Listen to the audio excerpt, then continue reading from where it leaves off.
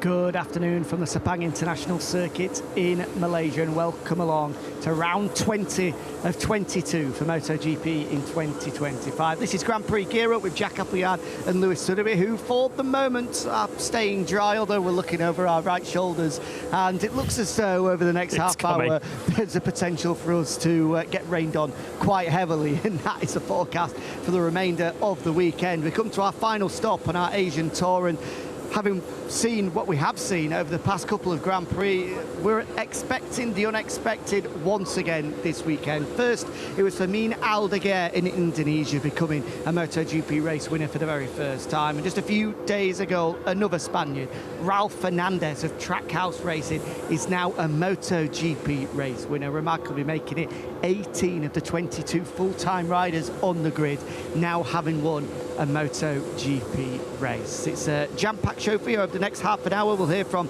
Alex Marquez, Bagnaia, Fabio Quartararo and Pedro Acosta, before we then head over to the press conference where Raul, Fabio Gianantonio and now third in the World Championship, Marco Bezzecchi, will be previewing this Malaysian GP. But one of the big things coming into this weekend is the fight for second in the World Championship, which looks to be all but done. Alex Marquez now in such a strong position, and we felt it's been going in that direction for some time, Lewis, but it doesn't make it any less remarkable the fact that it does look like we're going to have brothers finishing first and second in the World Championship. What a year for the family. I spoke to Alex about that in Hungary earlier in the season. Just asked him, yeah, spots of rain have started landing on my forehead now, so some spectacular telly coming your way over the next few minutes when the rain, which is coming this way. There's a strong wind now coming straight across here, so we might have to dive for cover in just a moment. But Alex Marquez was pretty keen to point out how much it would mean to him and to the family to have a 1-2 in the championship. It's never been done before. It would be an extraordinary achievement, and it'd be an achievement that Alex Marquez would fully deserve for the season that he's had. If you want to know what the maths mean, we are going to have to dive for cover in a second. It's now started to pour down. A sprint victory for Alex Marquez on Saturday, and he will finish the runner-up in the championship. And it comes this weekend, very quickly before we head to the interview and go get some umbrellas. Huge favourite. He absolutely loves this Sepang circuit. Was really fast in pre-season testing at the start of the year, but a lot has changed from February to now. A lot of Ducati's rivals have caught up, and as we'll get onto, maybe even surpassed them. Yeah, they might well catch them over the course of the season. This is going to be the ultimate test for Aprilia. We'll discuss it more as we go through the show, but this is perhaps the final test that Aprilia have to pass this weekend. This has been their kryptonite over recent years. The bike has been cooking the riders, hasn't worked in this condition nor around this circuit. If Aprilia are beating Ducati here, then Ducati know that their challenge is serious. Absolutely right. Let's hear from Alex Marquez, and we're going to go get some cover. Here is the man looking to be second in the World Championship this weekend. Alex, coming into this weekend, I think we view it, and maybe you view it as well, as a weekend with better opportunities for you to potentially win compared to Australia, for example. How's your mindset coming into this one? The mind is, I mean, we need to make the job as we did always, as we are doing always. You know, be really clever, extract the potential. I say every Thursday that I'm here, but especially here, that you know, when you arrive to a track, that you know that you are fast. Give to you like relax or confidence to know that if you make the job in the right moment and well, you will be fast. So it's what we need to do. Be really clever from the first moment. It's true that I saw that the weather could be a little bit unpredictable, so we need to be really awake on that and really clever on that point. And from the rest, well, what I say, you know, try to be really focused, because you know it's a good can be a good weekend for us, and also feel, you know, to risk. We passed 3 weekends. That was my weekends that I already expect to struggle, and we already passed it. So we have a good advantage on the championship, and now I think it's time to risk a little bit. You mentioned it there, the championship, obviously second place up for grabs. You can wrap that up this weekend. I guess that's a massive target for you to try and do that before Portimao and Valencia, just to take the pressure off a little bit. Yeah, of course, you know, if we can close the championship, the second position, as soon as possible will be better for us, and we will enjoy more Portimao and Valencia. But we need to think that it's not the last opportunity. So for that reason, I feel to risk. I feel to put everything in. So I will try my best. We'll see where we are on Friday, and from that moment we'll try to work to be faster and faster and have potential. So just this track, it's really important to have the flow, to have the constancy especially, and to keep the lap times in a really good way. So we are focused on that, and I think will be also interesting to see, compare the pre-season, how much the other manufacturers improve, because we have exactly the same bike, so it will be important and interesting to see what is Aprilia, Honda, Yamaha, KTM, and all that. You say Aprilia there, it's now Marco who is P3, not Pecco in the championship, so you've got a different rival. Let's say, how do you view that coming into the final 3 races of the season? Yeah, for sure. Marco is in a really good form, he's in a really good way, and for sure he will fast also here, but also I'm expecting to be so fast here Pecco. He has been so fast always here, so it will be interesting to see where he is. And as I said, we'll try our best. We'll try to be there. We'll try to be really focused. It's true that normally here we are really good on traction, on grip, and all that. But also we saw it in the last races that Aprilia also have that. So it will be interesting to see, as I said, where we are, and where are the other ones. What does risking it more mean? What can we expect to see if you need to risk it more, of course?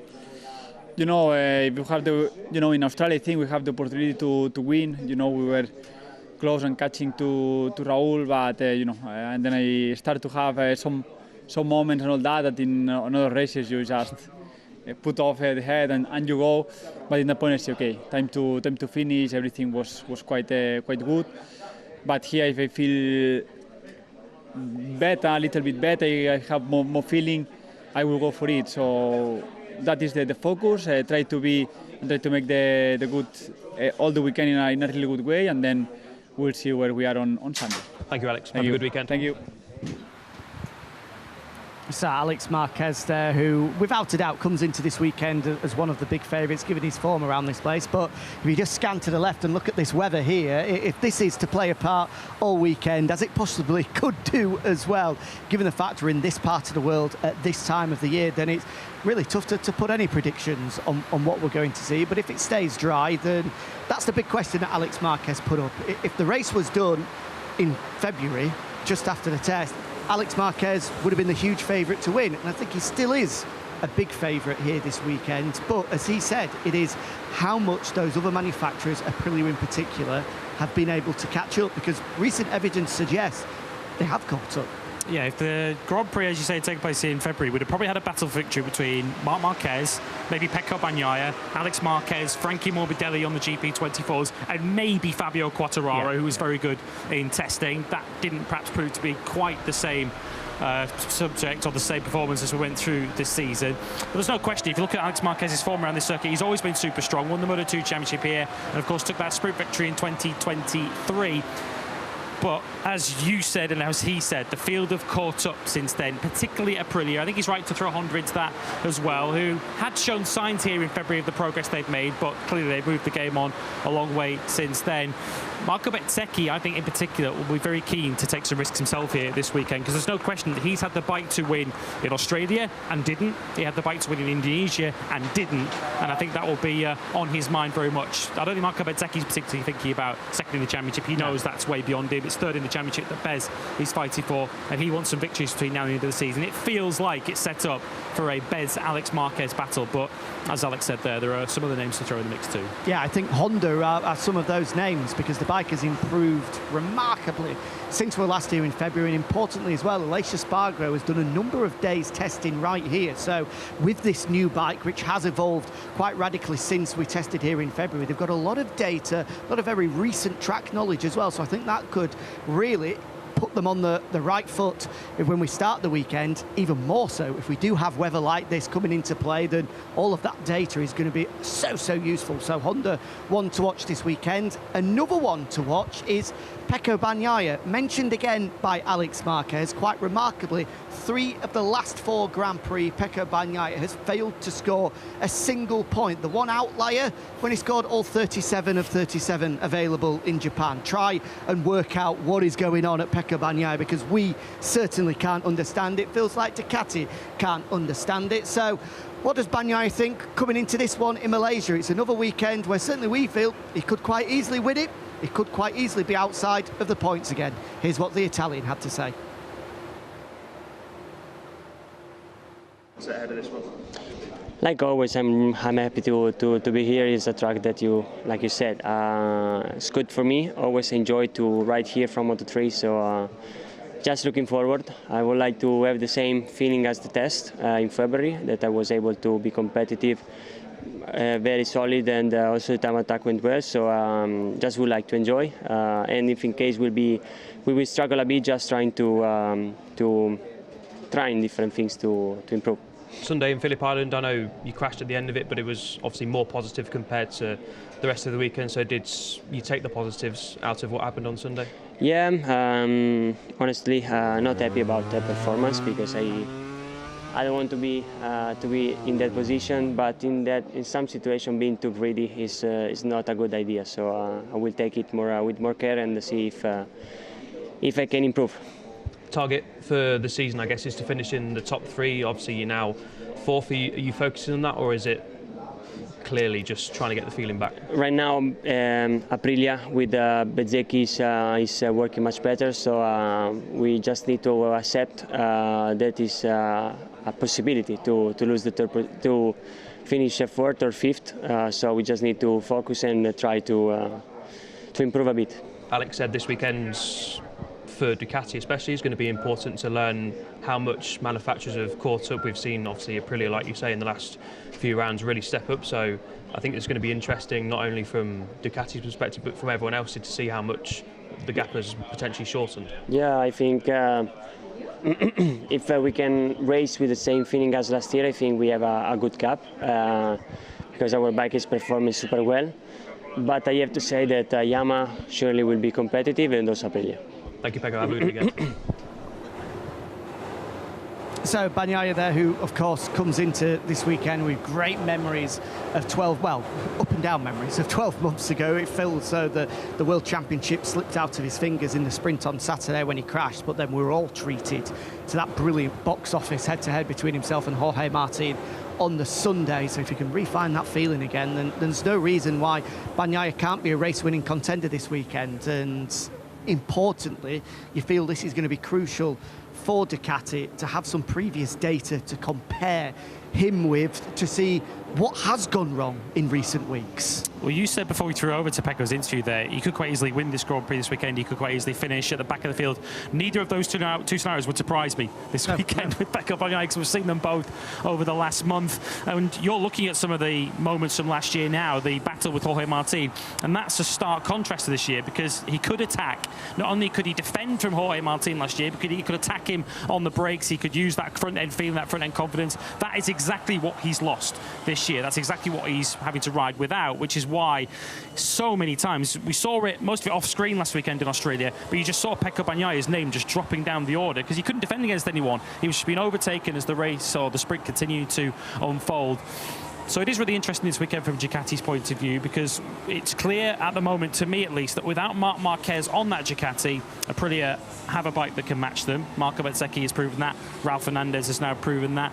And Pecco Bagnaia, I think, has got to look at these final races as almost like a pre-season into next year, starting a few rounds early to try and rediscover that feeling that he's missing. And very interesting to hear him there talking about the current championship situation, almost an air of potential resignation about Pecco Bagnaia there. He's almost accepting already, he's almost putting the white flag up already, that he knows that third in the World Championship is not going to go his way. Well, the form book over recent weeks suggests it's going to take nothing short of a minor miracle for Bagnaia to stop Bezzecchi from taking third spot. There's one rider on the up and one rider on the downward spiral, so it's going to take something for both of those scenarios to change. In terms of Ducati, I think we should also preface, we're jumping at any opportunity, given the domination that they've had over recent years, to say that, you know, other manufacturers can push them, and that certainly does prove to be the case. But in Indonesia, they did win the race, and they were 2nd and 4th in Australia. So Di Gianantonio might well have won without the poor qualifying. Exactly. The package that they're providing is still of a race winning, of a championship winning level.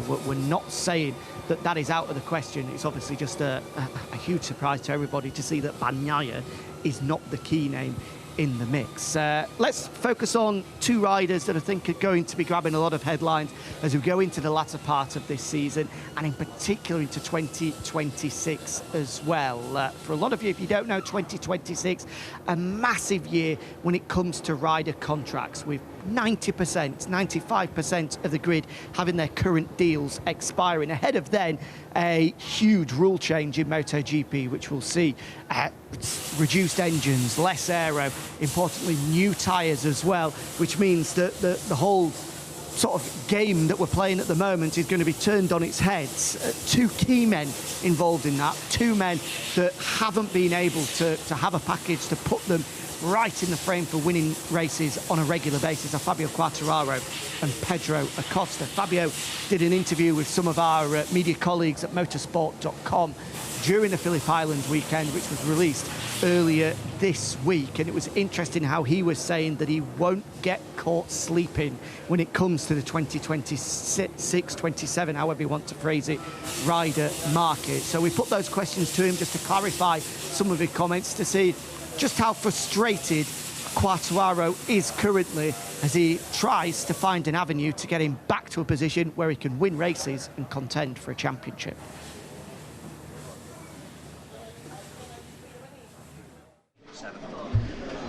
I mean, of course, you have to move pretty fast, pretty quick. Also, you know, I think it's a good thing for a rider to start, I will not say start the season, but don't take so long for myself to know where I want to be. Yamaha is working hard with the V4, but my main goal is to fight for win, podium, championship, and if I don't have the bike to do it, of course I will move. So this is what I think is great to give Yamaha the month that is still remaining to see how is the potential and then take a decision pretty quick. It feels early to be speaking about it. I know you said that yourself, but Pedro also said next year, in terms of choosing where you want to be in 27, is 50-50, maybe a lottery because of the regulation changes. How do you see it, and how early do you want things to be resolved going into 2027? I mean, I think that if you choose in January or July, will not change anything. At the end, it will be a surprise for everybody.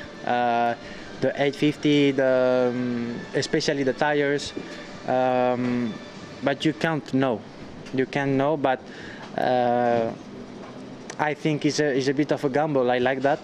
So then I cannot see what is going to happen in the future, but you have to see who is really interesting in you, which one you feel have the motivation to really win, and this is going to be the small details that will make me really choose one way or the other one. So I guess Valencia test and then the Sepang test, as well as the break, is going to be a real crucial period for you, for your next 2 years, 3 years, whatever, for your career, basically. Yes, I think Valencia is going to be super important because you know, in 2 months and a half is not that you cannot really change the bike completely, you know, especially for us that we completely change bike. You cannot really change a completely base. I think all the manufacturers have more or less the same bike for next year, but for us it's not the case. So we will see how we can improve, and I think the crucial point will be Valencia test and Sepang test that is still in February. Thank you, Fabio. Have a good weekend. Thank you. So a fascinating interview with Fabio Quartararo there. Some of the key quotes to pull out of it. Firstly, the fact that he said, it doesn't matter whether you make your decision for 2027 and which team you're going to be with in January or July. It's going to be a gamble either way because we don't know what the level of performance of these bikes are going to be going into 2027. You then add that to the fact that he started that interview by saying it's good for a rider to have their future settled so they can just focus on racing. Sounds to me like, and from what he was saying about the Valencia test, which is coming up in just 3 weeks' time, basically, not to put words into his mouth, but Quartararo is saying, Yamaha do not provide me a bike that I think is capable of fighting for a world championship in a few weeks' time in Valencia. That's my decision sorted. I'm leaving. Which puts Yamaha in a very difficult position because the V4 is still rather in its infancy, really, in terms of actually putting on a competitive racetrack. This weekend is only the second time we're going to see it. Augusto Fernandez is wildcarding again this weekend, as he did back at Misano, where it showed some flashes of potential, also showed its unreliability, which you can understand given how early into the project they are. Fabio Quartararo then rode it on the Monday at the Misano test. Wasn't exactly dancing on the ceiling at having ridden it in terms of how competitive he thought it was. Of course, he and Jack Miller were both interesting in that Miller said, look, this project has got a long way to go yet. Whether they're going to be at a stage at the Valencia test with that V4 to actually demonstrate to Fabio Quartararo how much potential that bike's got, we'll have to wait and see, because otherwise, as Fabio said, it's going to be a real leap of faith. Yamaha are going to be hoping that Fabio Quartararo puts an awful lot of trust in them, but Fabio will say, I have done that already. I've been with Yamaha, the factory team, since 2021. Of course, he had that big decision to make last year as to whether he was going to stay at Yamaha through 24 and 25. He did stay at Yamaha, put a major vote of confidence in Yamaha, and he hasn't still won a Grand Prix since. No, and whenever we speak to Fabio, whenever a question about his future is put to him, he always takes the opportunity to put the emphasis, to put the pressure on Yamaha and say, in black and white, it is now or never, because he probably signed that contract in goodwill, given the faith that Yamaha had showed him initially. But I think every rider has looked at the decisions Marc Marquez has made for his career and how that has paid off so emphatically this year, and they all know that careers are short in this sport. If you want to win, you've got to look to do it today, not tomorrow, because tomorrow can change in an instant. You look at Mark and the fact that he's not here this weekend yet again. This sport can bite you in the backside when you least expect it. So it's going to be a fascinating few months with Fabio Quartararo. And right now, you'd have to say, from what he's been saying, it looks as though he's open to exploring other avenues. And there's no question there will be plenty of suitors for Fabio Quartararo. You just need to look at the job he's done this season, particularly in qualifying, but in some Grand Prix and sprints as well. And what's interesting for me with Yamaha are doing all the right things in terms of changing the project completely, going down the V4 route, because the inline 4 has clearly reached its limit in terms of how competitive it can get. And it's been really interesting watching Yamaha in recent years. If you go back to 23 and 24, the Yamaha was dreadful in qualifying, but was pretty good in the race. They've now gone completely the other way. They're now incredible in qualifying, but they just dropped down the field. Quartararo wasn't all necessarily a typical Grand Prix. He did say the feeling with the bike was strange, but the facts are, he just dropped down the field as the race went on, finished down in 11th place. So no matter what Yamaha do on the bike, they can't get both sides of the coin correct. They're either fast in qualifying and slow in the race, or vice versa, which is why they're now going V4. Yeah, it's going to be interesting this weekend, I think. Certainly from what we saw in February when we were last here, this is going to be one that later in the year, Yamaha and Fabio will have circled as a huge opportunity. Of course, though, a week in this sport is a long time, never mind 6 months. So Aprilia are a lot stronger, in particular, than they were then. Absolutely. So let's see what Yamaha are able to do. We mentioned two riders that are going to be right at the top of many factory shopping lists going into this next contract cycle. The other one, of course, Pedro Acosta, who in recent weeks has had to see compatriots Fermin Aldeguer and Ralph Fernandez become MotoGP race winners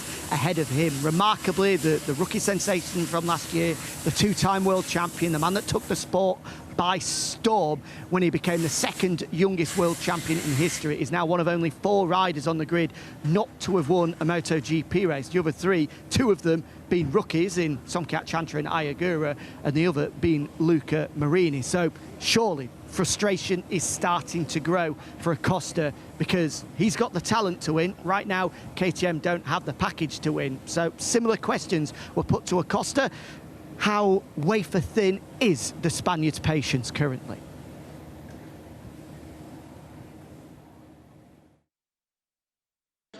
Yeah, for sure, super hungry to achieve this victory. But at the end, in the box, we know what is missing. We know what is our weak points, and for sure, are coming tracks better for us. I mean, it's clear also that Aprilia make a super big step, now becoming the second manufacturer in the championship.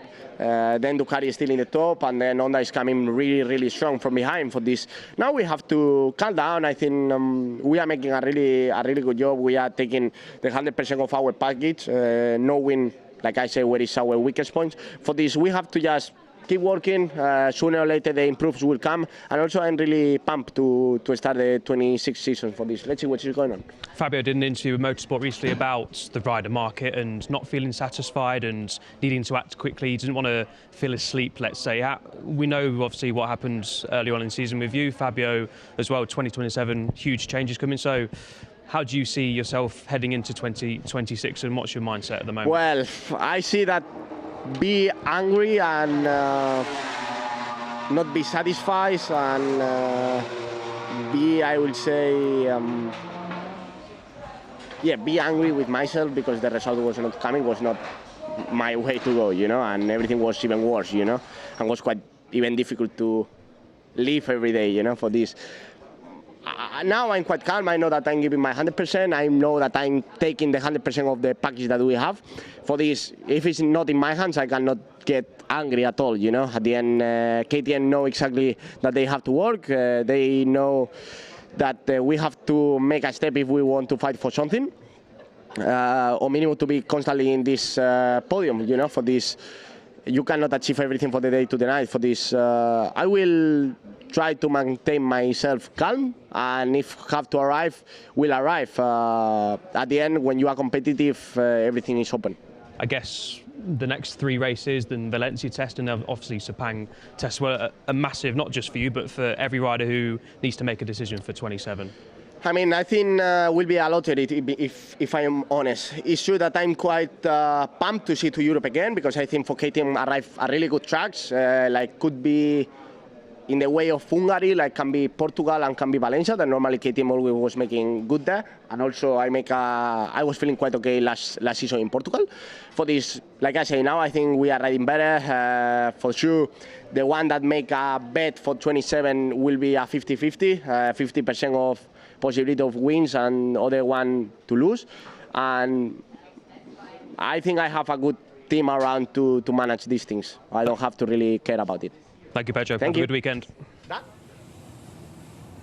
Yeah, in opposite to what Fabio was saying, you feel that Pedro a little bit more relaxed when it comes to taking his time on that decision, potentially in a similar position to what Fabio was 2 years ago or 12 months ago when he decided to sign that new Yamaha contract. But very quickly, he pointed it out there.